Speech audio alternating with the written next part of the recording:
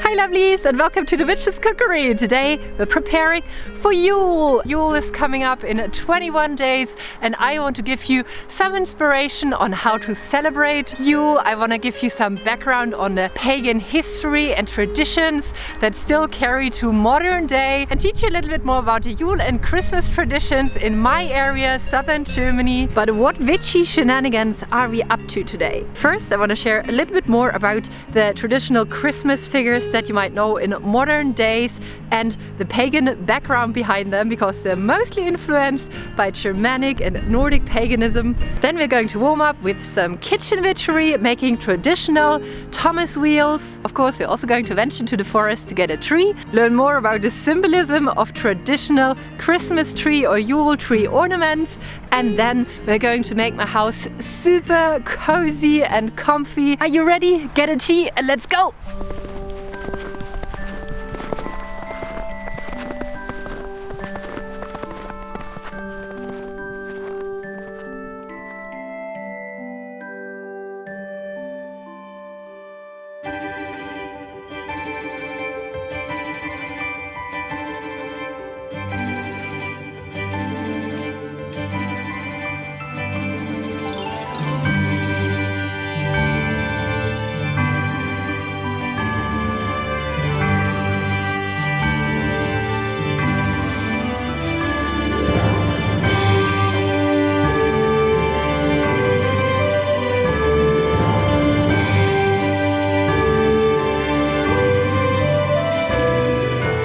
German, Scandinavian and Slavic folk belief this time of the year belongs to the wild hunt. Leading up to Yule, on Yule, and especially between the years, so the time between the 21st of December and the 6th of January. If you know a bit about Germanic and Nordic mythology, you probably know what the wild hunt is. For the ones that don't, here's a short recap. It's like a wild company of hunters made completely out of the souls of people that have passed untimely through accident or through early illness and not through natural old age. And it's led on by Odin or Wotan. That's why also the German name for it is Wotan's hair or Wüden's hair. Another figure, and depending on region, is part of the wild hunt or is hunted by the wild hunt, is Holder or Holder or Perchter, as we call her here in Bavaria. There's also some dogs and some horses in there,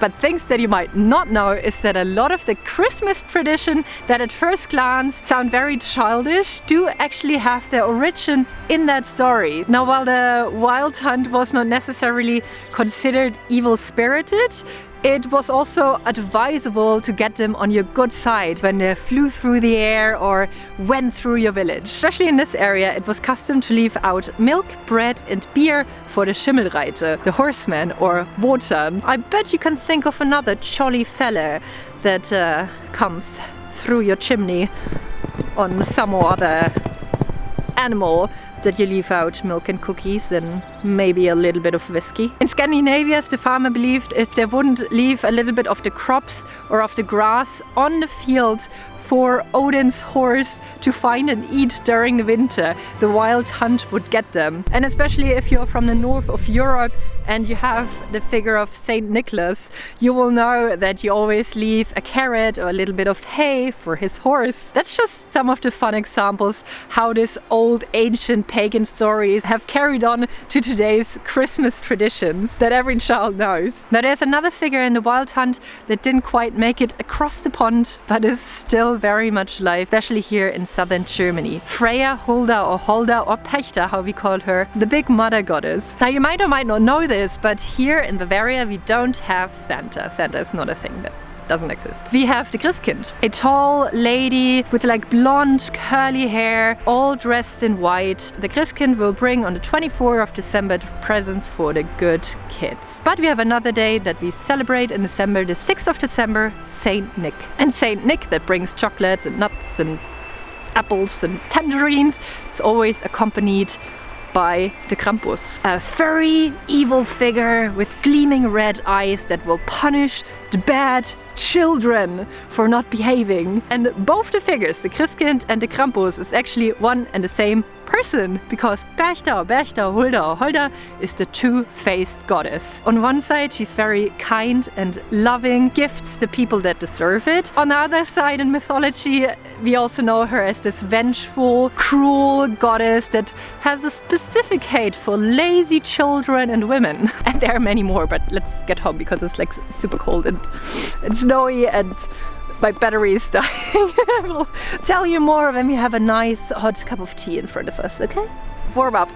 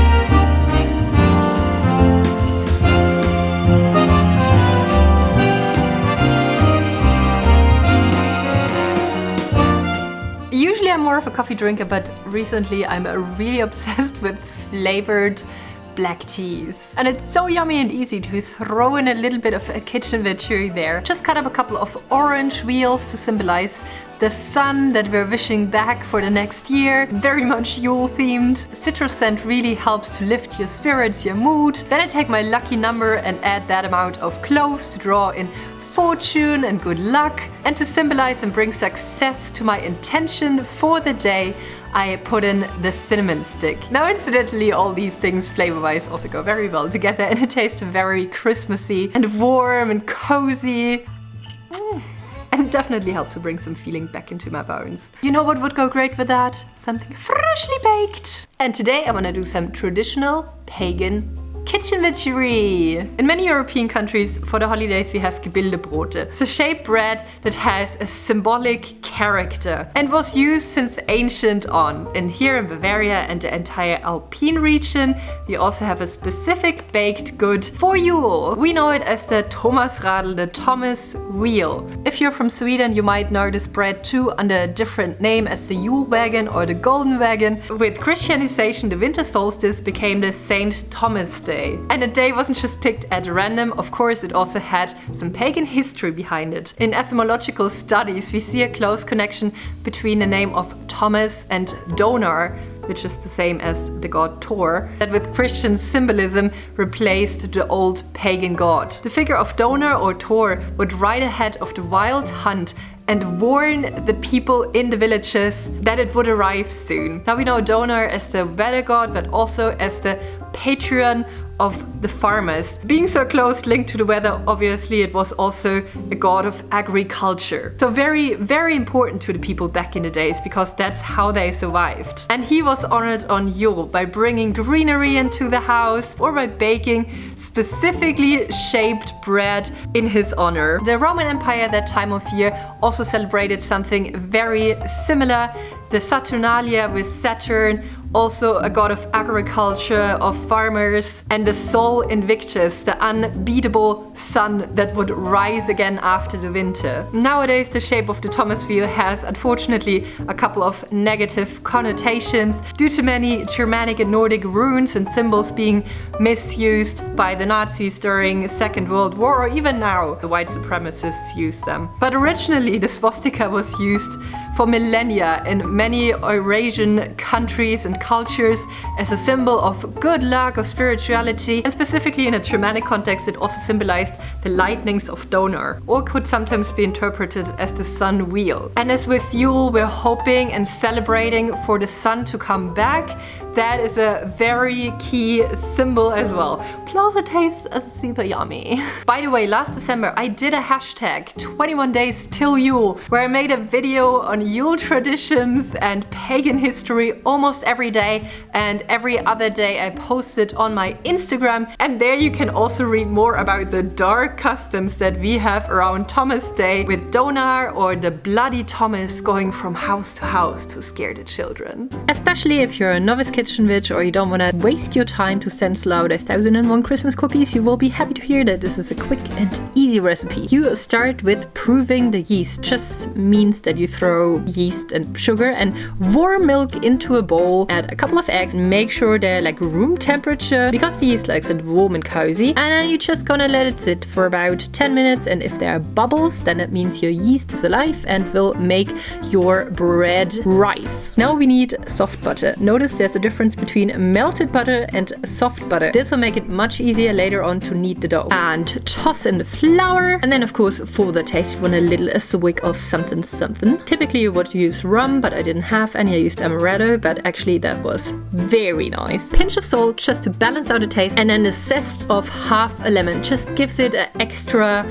nice little fresh quality. I also added a little bit of lemon juice, and then in order to not make my fingers completely sticky, I start the dough off with a fork. We then add some raisins, or how my partner calls it, the devil's fruit. You can leave that out if you don't like raisins, it's obviously optional. And then knead the dough with our hands, and yay, it's not a very sticky dough. And then we wait because it has to rise for an hour in a warm place. Then we need to flour our table so the dough doesn't stick on a table, and we separate it in 4 pieces because we will make 2 Thomasradeln. We roll each piece out until we have like a long sausage-like thingy and start rolling it from both ends towards the left, making that lovely little swastika shape. I rolled mine a little bit more just, you know, to not make it look so scary for Instagram later on. Roll, roll, roll, roll, roll. And then you place the 2 rolled strings on top of each other until you have the shape. Put in the oven for about half an hour until it browns. In the meantime, we mix some water and some sugar, and the second the Thomas wheels come out of the oven, when they're still hot, we drizzle that sugar water mixture over them because it makes them glisten really festive, and it also gives them a very yummy taste. By the way, you can also add a little bit of cinnamon that makes it even yummier. And there you have it, lovely pagan Yule breads. Enjoy! It's lecker! Yeah. It's still not quite cold enough for the winter wonderland to stick around, and snow is turning into rain. But, well, at least in the mornings we get the beauteous white coating of everything. And now we have to go and get our tree fresh from the forest, because I'm just a sucker for the nice fir scent. Luckily you have this really cool place close by where you can sow your own tree in the forest, and it's like local and organically grown, and they also do lunar trees. In some agricultural practices it is believed then your tree holds longer. Also, fun fact, if you didn't know, you should cut your tree 3 days before the 11th, the full moon, in order for it to last the longest. I looked it up before, I think that would be the 19th of December. I know for a lot of you that's way too late, but actually here in Germany I'm the oddity, because most people don't set the tree until the 24th, until Christmas Eve, and it will stay until Imbolc, the 2nd of February. But I just love to decorate, so I get it early. Also, we'll need to buy one of those things to put it in, and I hope I don't get sidetracked by Christmas decoration. It is left to be seen if I can stay strong. Now, if you're going for sustainability, getting a new tree every year obviously is not the best thing, even though it's natural. And also the ones that you can buy in a pot and then they plant it outside again, chances are it stresses the tree a lot and it doesn't really grow that nicely. So surprisingly though, a fake tree is probably the most sustainable option that you have out there if you then use it for, you know, so and so many years.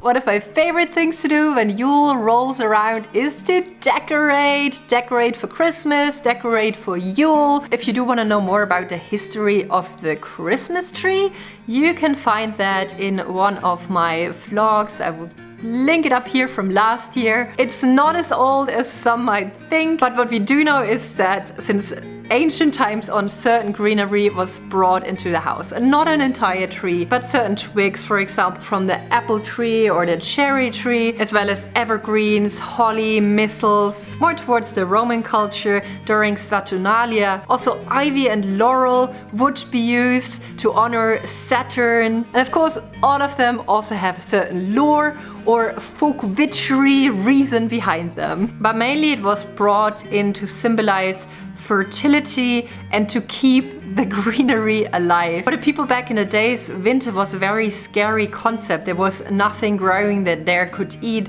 You couldn't really go out much, you couldn't really see much. It was dark, it was cold, it was deadly. So obviously they really hoped for spring to return, for life to return. And decoration that was brought into the house was basically just what nature offered that time of year. So things that would hold long, apples obviously in Europe, and nuts. Later on, that symbolism of the apples and the nuts obviously became turned into Christmas baubles and those like elongated glittery thingies.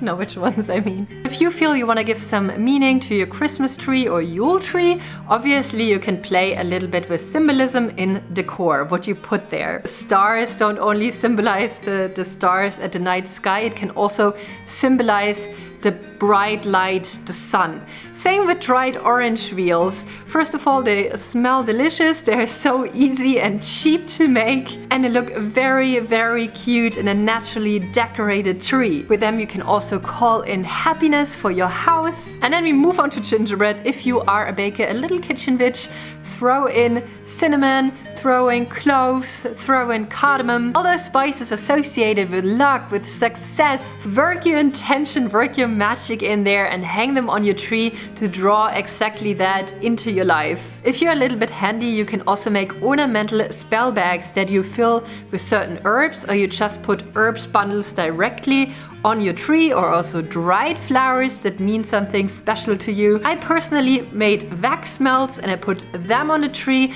and they're very strongly perfumed, so even if they're not melting, they still give off that very lovely calming scent. Very much beloved is also the figure of the bird or a bird's nest in your tree. Bird's nest obviously for fertility, but another one is the red cardinal. Now the color really pops in the bleakness of winter, but it's also said to symbolize your past loved one. So if you want to remember someone, you can put the cardinal there to really honor their memory. Other ornaments with a surprising pagan twist are mushrooms and reindeers, and why that is you can actually read on my Instagram from last year. But I talked enough, time to decorate!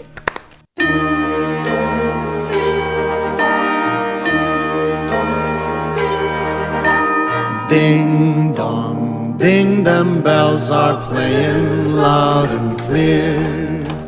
Dong, ding dong, they're saying it's that time of year.